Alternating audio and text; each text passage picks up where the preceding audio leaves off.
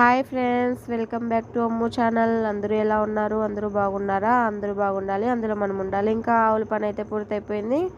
ఏందమ్మో పొద్దున్నే చికెన్ అనుకుంటున్నారా? చికెన్ తినాలనిపించింది రండి, ఇంకా చికెన్ అయితే చేస్తున్నాను. ఇంకా ఈ చికెన్ బిర్యానీ చేసుకుందామా, పకోడా వేసుకుందామా అనుకొని ఆలోచిస్తూ అయితే కర్రీకి అయితే ప్రిపేర్ చేశాను.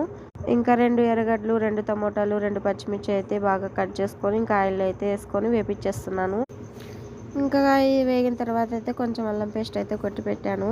ఇంకా అందులో చెక్క, లవంగము, వెల్లుల్లిపాయలు, అల్లం కొంచెం అయితే వేసి పేస్ట్ అయితే కొట్టి పెట్టేశాను. ఇంకా నేను బయట ఎక్కడ తీసుకోను కాబట్టి ఇంట్లోనే ప్రిపేర్ చేసుకుంటాను. ఇంకా కడిగిన చికెన్ అయితే వేసేసాను.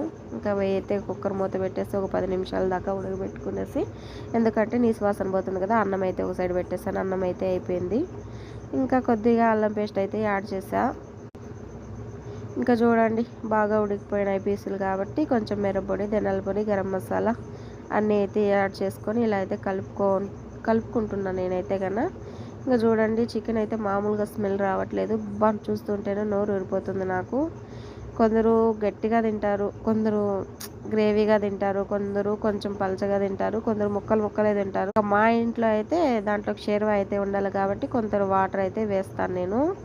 ఇంకా చూడండి, పీసులు అయితే భలే ఉడికిపోయినాయి. మనం పీసులు చేస్తుంటే తినకుండా అయితే ఉండలేం కదా. ఒక పీస్ అయితే నోట్లో పెట్టుకొని తినేస్తాం. ఓకే అండి, బాయ్. మన వీడియో నచ్చితే లైక్ చేయండి, కామెంట్ చేయండి. బాయ్.